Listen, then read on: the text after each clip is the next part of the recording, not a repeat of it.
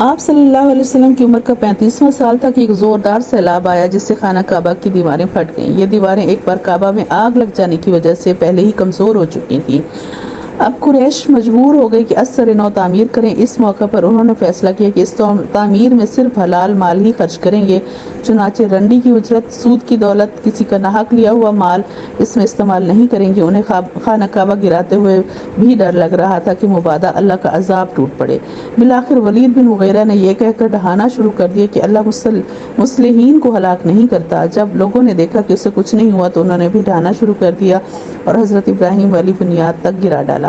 اس کے بعد تعمیر شروع ہوئی اور تعمیر کے لیے ہر قبیلے کا ایک ایک حصہ مقرر تھا۔ اشراف اپنے کاندھوں پر پتھر لاتے، ڈھیر لگاتے۔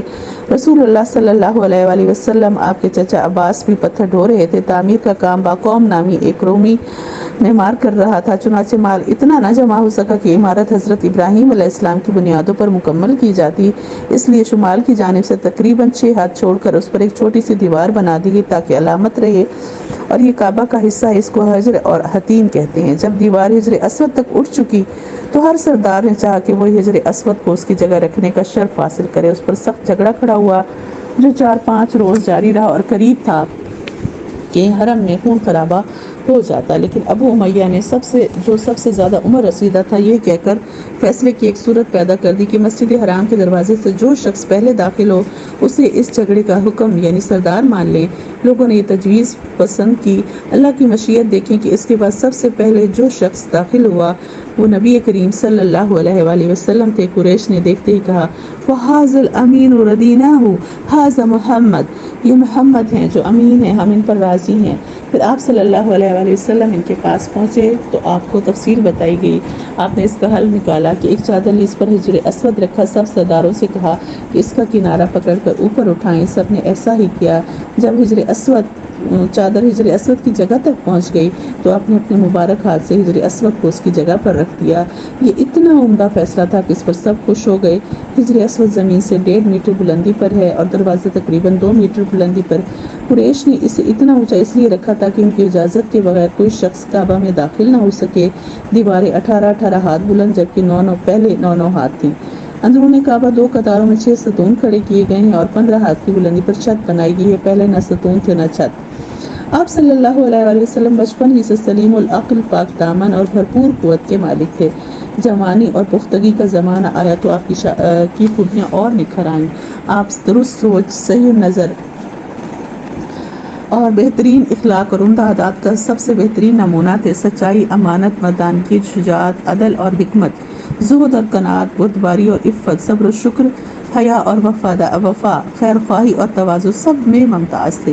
بھلائی اور احسان میں آپ کا کوئی ثانی نہیں تھا۔ ابو طالب نے کیا خوب کہا، وہ گورے مکھڑے والا جس کی برکت سے ابر رحمت برستا ہے، وہ یتیموں کا سہارا اور بیواؤں کا نگہبان ہے۔ آپ صلہ رحمی کرتے تھے، لوگوں کا بوجھ اپنے سر لے لیتے تھے، تنگ دست کی ایسی مدد فرماتے کہ مالدار ہو جاتا یا روزگار پر لگ جاتا، مہمان کی مہمان نوازی کرتے، مصیبت کے مارے ہوں سے تعاون کرتے۔ اللہ نے آپ کی حفاظت و نگہبانی کا خاص انتظام فرمایا اور ہر قوم کے اندر پھیلی خرافات اور برائیوں کے خلاف آپ کے دل میں نفرت ڈال دی۔ چنانچہ آپ بتوں کی عید پر حاضر ہوتے، نہ شرک کے میلوں میں جاتے تھے۔ آپ آستانوں یا غیر اللہ کے نام پر ذبح ہوا جانور نہ کھاتے، نہ بتوں کو چھوتے، نہ ان سے تقرب حاصل کرتے۔ لات و عزیٰ کی قسم تو سننا بھی گوارا نہ کرتے۔ شراب نوشی اور کھیل کود کی مجلسوں سے آپ انتہائی دور تھے۔ ایسی کسی مجلس میں آپ صلی اللہ علیہ وآلہ وسلم نے کبھی شرکت نہ فرمائی، حالانکہ یہی مجلسیں جوانوں کی تفریح گاہ اور دوستوں کی جائے ملاقات ہوا کرتی تھی۔ اس کے ساتھ ہی ہمارا پہلا باب مکمل ہوتا ہے۔ اللہ تعالیٰ کی دی ہوئی توفیق سے اللہ تعالیٰ ہماری تمام غلطیوں سے درگزر فرمائے اور قبول و مقبول فرمائے۔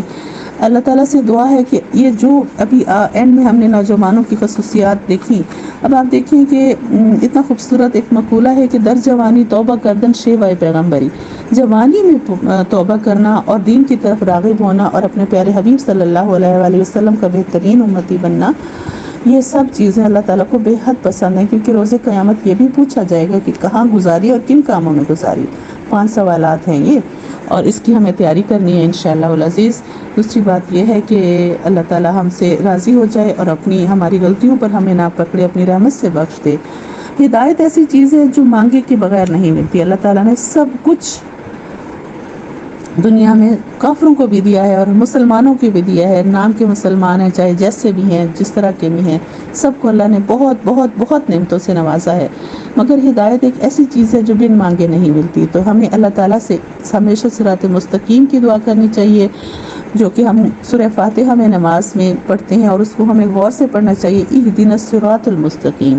اہدنا دے ہمیں نا جمع متکلم ہے. اہدی جو ہے نا، ہدی ہدیہ سے ہے، تحفہ ہے یہ اللہ کی طرف سے. صراط مستقیم کا تحفہ جس کو مل جائے اس کی تو دنیا بھی سنور گئی اور آخرت بھی سنور گئی. تو اللہ سے ہمیں یہ تحفہ لینا ہے انشاءاللہ.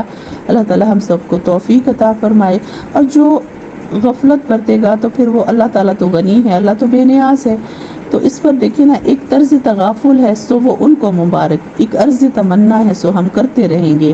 انشاءاللہ ہم اپنی کوششیں جاری رکھیں گے. اللہ ہمیں توفیق عطا فرمائے، اللہ ہم سے راضی ہو جائے. کیونکہ وقت فرصت ہے کہاں، کام ابھی باقی ہے، نور توحید کا اتمام ابھی باقی ہے. انشاءاللہ اللہ تعالیٰ ہم سب سے راضی ہو، اللہ ہم سے قبول فرما لے. انشاءاللہ اگلا باب ہم پھر نیکسٹ ویک میں شروع کریں گے. آپ اس کو اچھے سے پڑھیں اور سمجھیں، اور اپنے پیارے حبیب صلی اللہ علیہ وآلہ وسلم کہ اس دور میں جائیں جو بچپن کا دور تھا، اس میں جا کر سوچیں کہ وہ بچہ کیسا تھا جو ان سارے شغولیات کے باوجود، جو کہ آج کل کے لوگ بچوں میں ہیں کہ یہ دنیا کے سارے فتنے آج کل کے دور میں اکٹھے ہو گئے. آپ دیکھیں کہ یہ چیزیں کسی اور شکل میں پہلے بھی ہوا کرتی تھی، لیکن جن کو اللہ تعالیٰ نے چننا ہوتا ہے اپنے دین کے لیے، آتے وہی ہیں.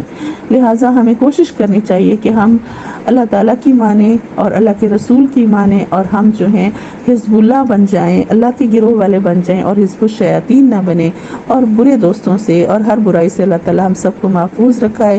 وآخر دعواہم ان الحمدللہ رب العالمین.